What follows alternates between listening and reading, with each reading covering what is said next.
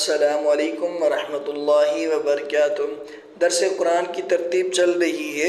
اور ہم نے پچھلی ویڈیو کے اندر سورۃ البقرہ کا رکوع نمبر 14 کمپلیٹ کیا تھا اور آج ہم رکوع نمبر 15 پڑھیں گے۔ شروع کر بسم اللہ الرحمن الرحیم، شروع کرتا ہوں اللہ کے نام سے جو بڑا مہربان اور رحم کرنے والا ہے۔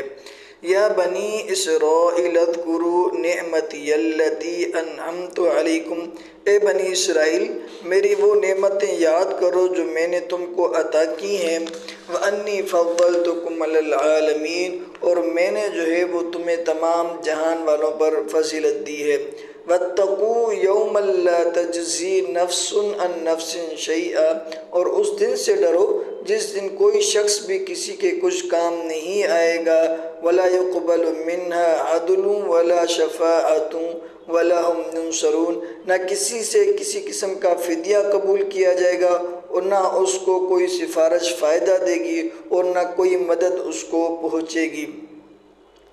ولا تنفعها شفاعۃ ولا هم ينصرون، نہ اس کو کوئی سفارش فائدہ دے گی اور نہ ان کو کوئی مدد پہنچے گی۔ وَإِذِ ابْتَلَىٰ إِبْرَاهِيمَ رَبُّهُ بِكَلِمَاتٍ فَأَتَمَّهُنَّ، اور اس وقت کو یاد کرو جب ہم نے ابراہیم علیہ السلام کو اس کے پروردگار نے آزمائشوں کے اندر مبتلا کیا، امتحانوں کے اندر مبتلا کیا۔ فَأَتَمَّهُنَّ، اور انہوں نے ساری کی ساری باتیں تسلیم کری اور بجا لائی، پوری کر کے دکھائی۔ قال انی جاعلک للناس اماما، اللہ نے فرمایا کہ بے شک میں آپ کو تمام انسانوں کے لیے امام بنانے والا ہوں۔ قال ومن ذریتی، حضرت ابراہیم علیہ السلام نے فرمایا اور میری اولاد میں سے، فرمایا کہ قال لا ینال عہد الظالمین، اللہ نے فرمایا کہ میرا عہد وہ ظالموں کو شامل نہیں ہے۔ دیکھیں یہاں پر بنی اسرائیل کی نعمتوں کا ذکر ہے، پچھلی آیات کے اندر بھی اس سے پہلے شروع کے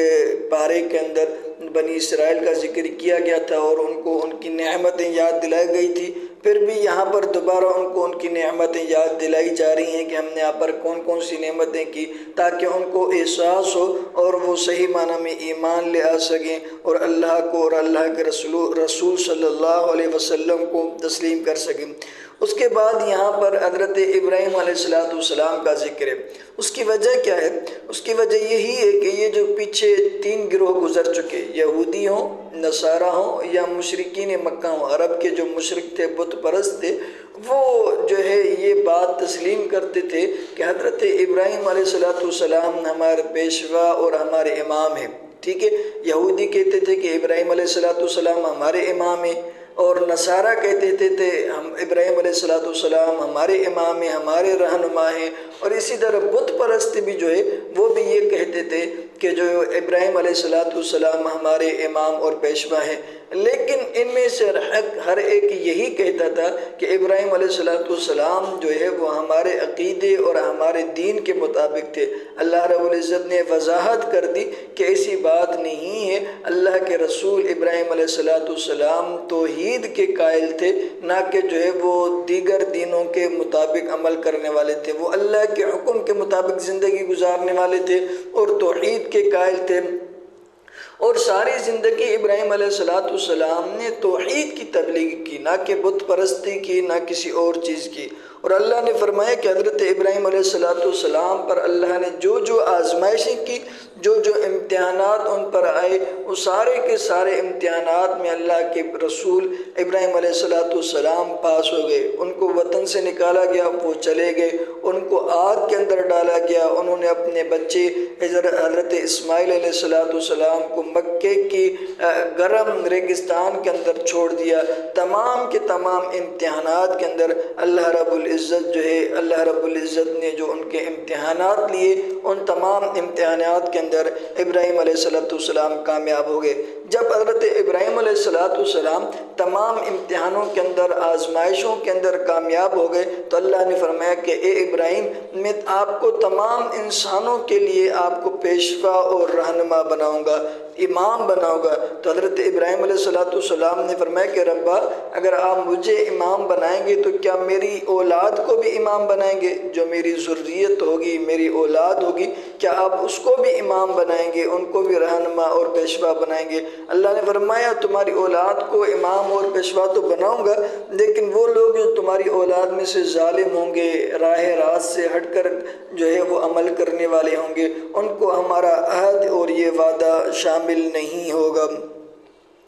فرماتے ہیں وَإِذْ جَعَلْنَا الْبَيْتَ مَثَابَةً لِلنَّاسِ أَمْنًا، اور وہ وقت یاد کرو جب ہم نے بیت اللہ کو لوگوں کے لیے ایسی جگہ بنایا جس کی طرف وہ لوٹ لوٹ کر جائیں اور وہ سراپا امن ہو۔ وَاتَّخِذُوا مِن مَقَامِ إِبْرَاهِيمَ مُصَلًّى، اور تم جو ہے وہ مقام ابراہیم کو نماز پڑھنے کی جگہ بناؤ۔ اصل بات یہ تھی کہ یہودی یہ بات بنی اسرائیل جو تھے، بنی اسرائیل حضرت اسحاق علیہ السلام کی اولاد میں سے، حضرت ابراہیم علیہ السلام کے دو بیٹے حضرت اسحاق علیہ السلام، حضرت اسماعیل علیہ السلام، اور حضرت اسحاق علیہ السلام کے بیٹے یعقوب علیہ السلام جن کا نام اسرائیل تھا۔ تو جتنے بھی انبیاء آئے وہ سارے کے سارے جو ہے وہ حضرت اسحاق علیہ السلام کی جو ہے وہ اولاد میں سے اور ذریت میں سے آئے، لیکن پیغمبر علیہ السلام جو ہے وہ حضرت اسماعیل علیہ السلام کی اولاد میں سے آئے۔ تو یہودیوں کو اس بات پر بہت زیادہ غصہ اور افسوس ہوتا تھا کہ سارے کے سارے نبی تو وہ بنی اسرائیل میں سے تھے، یعنی حضرت اسحاق علیہ السلام اور حضرت یعقوب علیہ السلام کی اولاد میں سے تھے، لیکن محمد مصطفیٰ پیغمبر آخر الزمان جو ہے ہمارے اور آپ کے نبی جو ہے وہ حضرت اسماعیل علیہ السلام کی قوم اور ذریت میں سے، ان کے اولاد میں سے تھے۔ تو یہ یہودیوں کو اور نصارہ کو یہ بات جو ہے ناگوار گزرتی تھی۔ آگے اللہ رب العزت بیت اللہ کی تعمیر کا ذکر فرما رہے ہیں۔ بیت اللہ کی تعمیر کا ذکر یہاں پر یہ ہے کہ اللہ رب العزت نے جو ہے حضرت ابراہیم علیہ السلام کو جو ہے یہ حکم دیا کہ تم جو ہے وہ بیت اللہ کی تعمیر کرو۔ اب جو ہے وہ تعمیر ایسے نہیں کہ شروع سے تعمیر کر دو، نہیں، بیت اللہ تو حضرت آدم علیہ السلام کے وقت سے تھا نا، تو حضرت ابراہیم علیہ السلام کو صرف وہ جگہ بتائی گئی وحی کے ذریعے کہ فلاں جگہ پہ بیت اللہ کے نشانات موجود ہیں، تم اس کی بنیادوں کو اٹھاؤ اور اس کی تعمیر شروع کر دو۔ بنیادیں پہلے سے موجود تھی اور جو ہے اللہ رب العزت نے ان کو یہ حکم دیا کہ آپ اس کی تعمیر کریں۔ چنانچہ حضرت ابراہیم علیہ السلام نے اور حضرت اسماعیل علیہ السلام نے جو ہے وہ بیت اللہ کی تعمیر کی، اور اللہ رب العزت نے بیت اللہ کو، اللہ کے گھر کعبۃ اللہ کو، مسجد حرام کو امن کا گہوارہ بنایا ہے۔ ٹھیک ہے، یہی تو وجہ ہے کہ لوگ جو ہے وہاں پر لوٹ کر بار بار، جو شخص ایک بار جاتا ہے وہ بار بار جانے کی تمنا کرتا ہے، اور اللہ نے بیت اللہ کو امن کا گہوارہ بنایا۔ امن کا گہوارہ مطلب یہ ہے کہ وہاں پر نہ کوئی لڑائی ہو سکتا ہے، نہ خون ریزی ہو سکتی ہے، ایون جو ہے وہ حیوانات کے لیے، نباتات کے لیے بھی اللہ رب العزت نے بیت اللہ کو امن کا گہوارہ بنایا ہے۔ اللہ فرماتے ہیں وَعَهِدْنَا إِلَىٰ إِبْرَاهِيمَ وَإِسْمَاعِيلَ أَن طَهِّرَا بَيْتِيَ لِلطَّائِفِينَ وَالْعَاكِفِينَ وَالرُّكَّعِ السُّجُودِ۔ تم دونوں اور حضرت ابراہیم علیہ السلام سے اور حضرت اسماعیل علیہ السلام کو یہ تاکید کی کہ تم دونوں میرے گھر کو ان لوگوں کے لیے پاک کرو جو یہاں طواف کریں گے اور اعتکاف میں بیٹھیں گے اور رکوع اور سجدہ بجا لائیں گے۔ یعنی اللہ رب العزت نے جو ہے حضرت ابراہیم علیہ السلام اور حضرت اسماعیل علیہ السلام کو یہ بیت اللہ کی تعمیر کا حکم دیا۔ وَإِذْ قَالَ إِبْرَاهِيمُ رَبِّ اجْعَلْ هَٰذَا بَلَدًا آمِنًا۔ حضرت اس وقت کو یاد کرو جب حضرت ابراہیم علیہ السلام نے کہا کہ اے میرے پروردگار اس شہر کو امن کا گہوارہ بناؤ، وَارْزُقْ أَهْلَهُ مِنَ الثَّمَرَاتِ مَنْ آمَنَ مِنْهُمْ بِاللَّهِ وَالْيَوْمِ الْآخِرِ، اور جو لوگ اللہ پر ایمان رکھتے ہیں اور جو ہے وہ آخرت کے دن پر ایمان رکھتے ہیں ان میں سے ان کو پھلوں کا رزق عطا کرو۔ قال ومن کفر، اور اللہ نے فرمایا جو شخص انکار کرے گا فأمتعه قلیلا، بس وہ تھوڑا سا نفع اٹھائے گا، ثم اضطروا الى عذاب النار، وہ کھینچ دیا جائے گا وہ جہنم کی عذاب کی طرف، بئس المصیر، اور وہ جہنم بہت برا ٹھکانہ ہے۔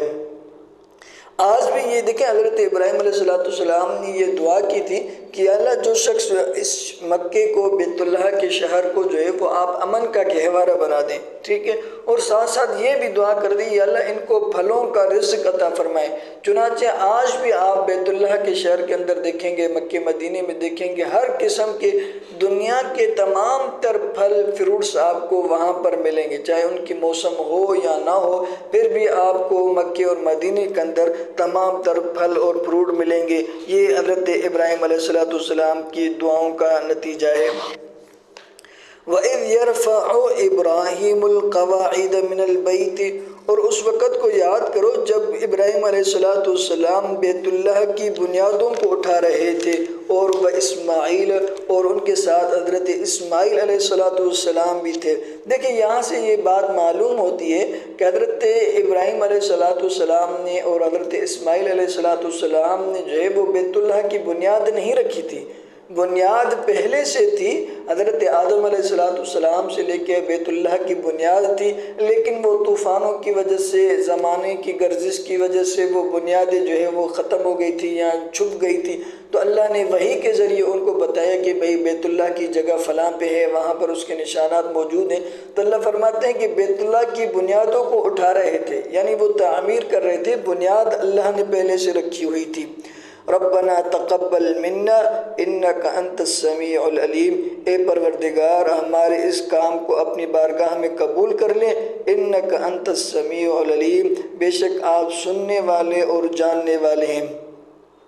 دیکھیں انبیاء اللہ کے کتنے پیارے اور رسول، کتنے پیارے پیغمبر اور رسول ہیں، اتنے بڑے اولو العزم پیغمبر ابراہیم علیہ السلام اتنا بڑا کام انجام دینے کے بعد بھی اللہ سے یہی دعا کرتے ہیں کہ ربا ہمیں جو ہے وہ ہماری اس خدمت کو اپنی بارگاہ میں قبول کر لیں اور ہماری نجات کا ذریعہ بنائیں۔ آج کل ہمارا حال یہ ہوتا ہے کہ ہم چھوٹا سا کام بھی کرتے ہیں تو اپنے آپ کو لوگوں کو جتلاتے ہیں کہ بھئی میں نے فلاں کام کیا، اور تعریف کے خوگر ہوتے ہیں، کہتے ہیں کہ بھئی لوگ ہماری تعریف کریں، ہماری واہ واہ کریں۔ آج کل ایک لطیفہ بھی میں آپ کو سنا دوں، بس اوقات ایسا ہوتا ہے کہ ایک دوست نے جو ہے وہ دوسرے دوست کو کہا کہ بھئی رات کو میں اٹھا تھا، بہت زیادہ کتے بھونک رہے تھے، یار بہت زیادہ کتے بھونک رہے تھے۔ تو اس دوست نے پوچھا اچھا رات کو کتے بھونک رہے تھے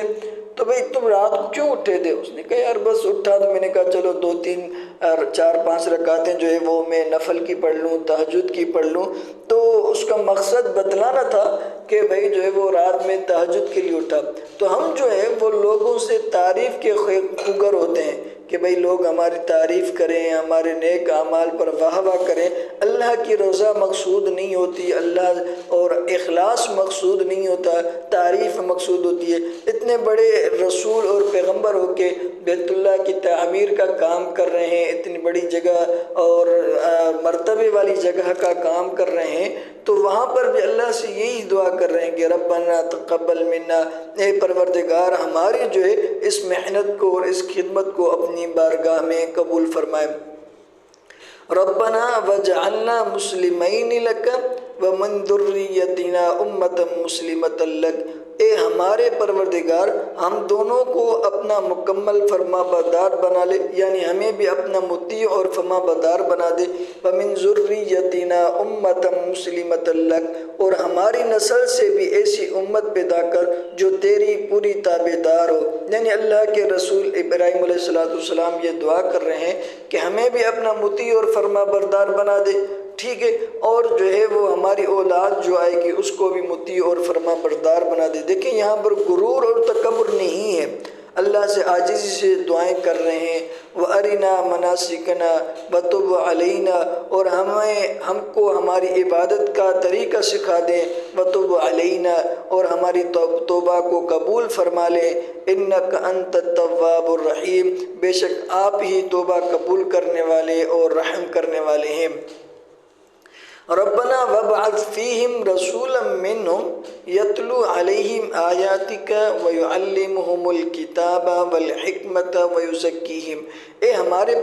پروردگار ان میں ایک ایسا رسول بھی بھیجنا جو انہی میں سے ہو، جو ان کے سامنے تیری آیتوں کی تلاوت کرے، انہیں کتاب اور حکمت کی تعلیم دے اور ان کو پاکیزہ بنائے۔ انک انت العزیز الحکیم، بے شک تیری اور صرف تیری ذات وہ ہے جس کا اقتدار بھی کامل ہے، جس کی حکمت بھی کامل ہے۔ مطلب یہی ہے کہ دیکھیں یہاں سے اللہ کے رسول ابراہیم علیہ السلام دعا فرما رہے ہیں کہ اے اللہ ان میں سے ہی ایک ایسا رسول بھیجنا جو کہ حضرت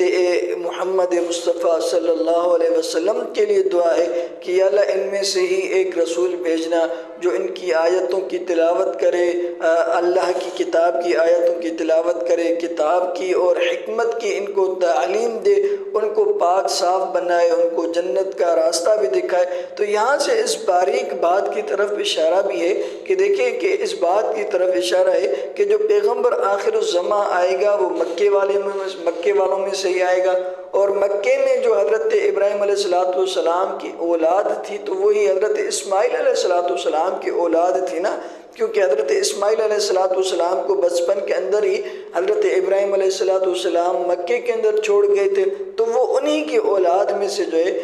پیغمبر آخر الزماں جو ہے آنا تھا۔ اس بات کی طرف بھی اشارہ ہے۔ اللہ سے دعا ہے اللہ رب العزت آپ کو اور ہمیں قرآن کریم کو سمجھنے کی توفیق عطا فرمائے اور اس پر عمل کرنے کی توفیق عطا فرمائے۔ وآخر دعوانا ان الحمد للہ رب العالمین۔